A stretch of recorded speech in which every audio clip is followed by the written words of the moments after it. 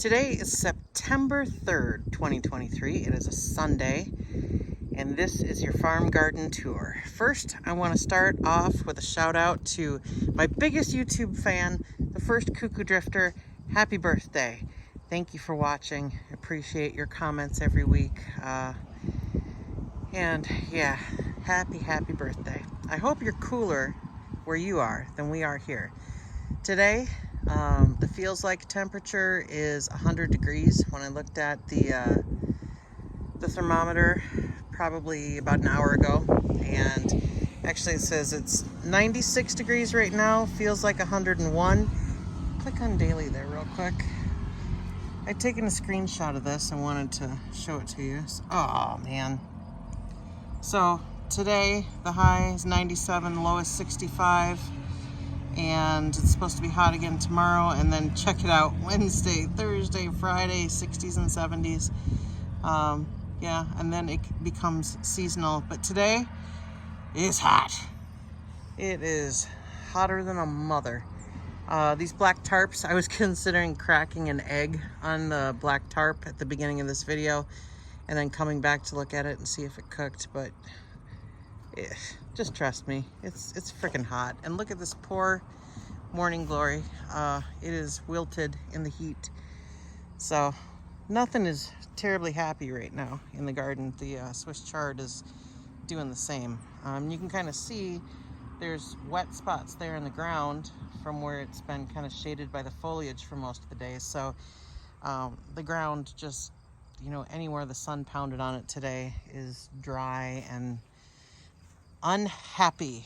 And so you won't see either of us on camera today because we're hot and sweaty and grubby, and I can't wait to get inside in the air conditioning because yuck.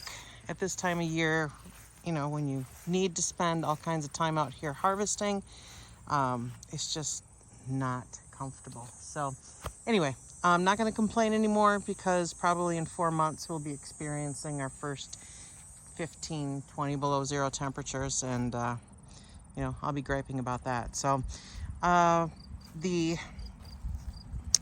zucchinis are still continuing to put on blossoms, still continuing to fruit. There's one right there. Most of the stuff has been picked already today, so you'll get to see the harvest here in a minute. The Brussels sprouts are getting absolutely attacked by the white butterflies and their demon spawn that are laid. And the, what do you call, there's one right there, you jerk. The marigolds did a great job keeping the white cabbage butterflies off of all of our brassicas until probably about 3 weeks ago. And we're thinking it has something to do with what was planted in the field. So the field has been cut for hay. They got 3 cuttings off of it this year. And it's fed to cattle, but there's alfalfa out there, and I think perhaps some clover, and I'm not sure what else. A little bit of grass. We had noticed 3 weeks ago that the field was absolutely covered in these white butterflies, and then they were starting to descend on the garden, and that was the beginning of the end for our brassicas. These marigolds did all that they could to keep them away for pretty much the entire season, but I think there was something out there in the field that was drawing them in, and it just, they're opportunistic, pretty much destroying our brassicas, what's left of them. So anyway, I feel like we've gotten some off of there. We'll still get some more, but I'm not terribly heartbroken. I can't remember. I think that's called a Moon and Stars watermelon. It's really neat looking. The melon itself is green with yellow dots on it, and the foliage is the same. So that's kind of neat. The inside looks like any other watermelon would. Our pumpkins, these vines are dead. These cute little pumpkins are pretty much ready to go. The one we picked last week was roasted. The flesh is a very light color inside, but my mom made pumpkin bars and a pumpkin pie, and it's tasty. It's good stuff. There is what's left of the patty pan squash. We did not harvest these last week. They're beautiful yellow color. I just don't have anything to do with them this week, so I'm gonna leave them on and let them continue to do their thing. Honeyboat Delicata. Yeah, there'll be seeds for next year. Honeyboat Delicata. Their vines are starting to die back. We do have some small critters that are invading here in the garden. You can see that one's a little chewed on. You know, there's going to be some level of that. We grow outside. Real food is dirty. Real food gets attacked by insects and other small critters. So it just is what it is. And we have more than enough for what we need. We do. We have more than enough for our needs and to share. There's our megaton cabbage. He's probably going to get picked today, maybe. Yeah. I don't know with this heat and then how it's supposed to cool down rapidly. He'll probably end up cracking if we leave him out here. And again, I don't know why I address this every week, but weeds, yeah, they're out of control. We're tired. We're taking care of produce, so the weeds are just doing their thing. Cucumbers are continuing to produce. They're looking a little sad, but, you know, still putting on the cukes.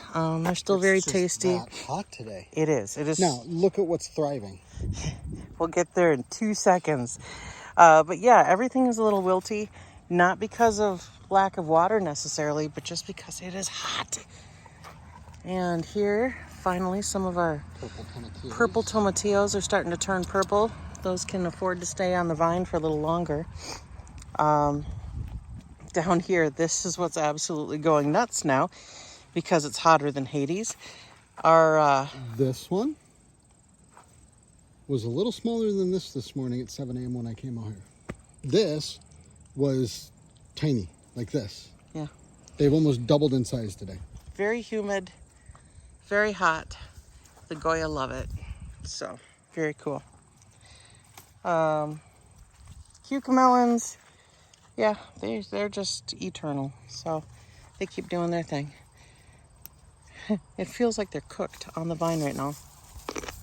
They're that hot. It's almost not even refreshing. Oh my goodness. Troy, come look at this weirdness on the watermelon. I know. I can't figure out what that is. It's crop circles. The aliens have visited. I wonder if it's a bug of some sort that's doing that. That is really weird. If anybody out there knows, let us know. Yeah. That's really weird. I did notice this one had this one this morning, but now, yeah. It's like there's hieroglyphics on our watermelon. Look at that. Oh, this is split. Is it? Oh, no. Oh, man. That's no Gouda. Yeah, we got to pick them all this today. Yeah, we're going to pick these guys. So, yeah, if you want watermelons, let us know. Oh, there's another one that's split over there. Doggone it. It's because it's so hot today. Yeah.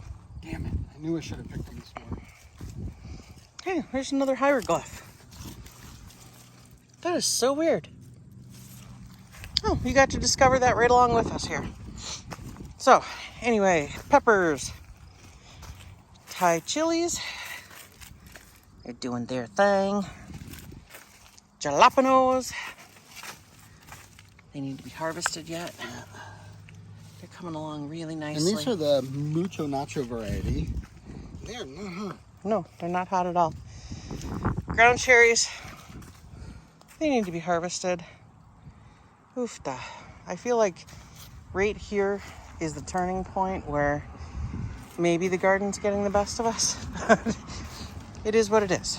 This has all been a learning process and we're doing our best. So, tomatoes have been harvested, but there's a bunch that are probably within 2 days of needing to be picked. We have made tomato sauce. We have cored and frozen some tomatoes just to give us more time to be able to process. We could pull those out in December and do the canning, which might be a nice idea. Put some heat and humidity into the house when it's colder than heck. But yeah, I cannot at all complain about tomatoes. We'll sit down and we've already talked about which varieties we think have done the best, which ones we're not really interested in planting again next year, and we'll go through that. But One thing that does continue to produce really well is the cherry tomatoes. Look at that. That is a Jersey Devil. That thing is crazy. So anyway, we've got the cherry tomatoes. Again, this has been gone through once already. There might be a few more. We got about 2 gallons worth of cherry tomatoes this weekend. This is going to be a relatively quick tour just because. Carrots, all still doing really well, coming along. Probably got another 3 to 4 weeks on those before we dig them out of the ground. Potatoes, we dug a couple of hills. You know, they're dwindling. As that foliage dies, we're pulling them out. Not really much to talk about here with the peas, both varieties, the shell peas as well as snow peas. They're just done.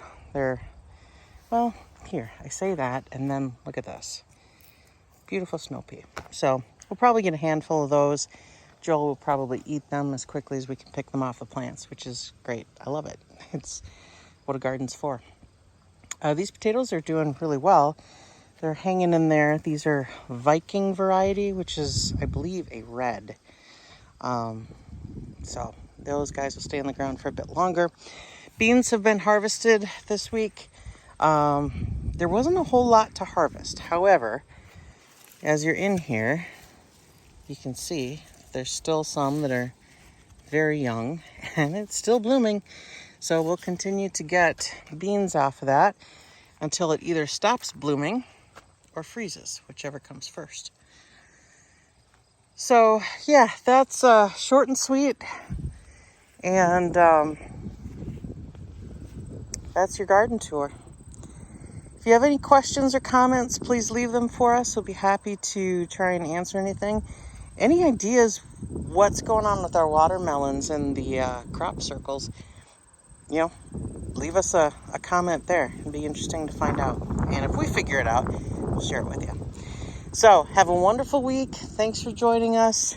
And until next time, take care.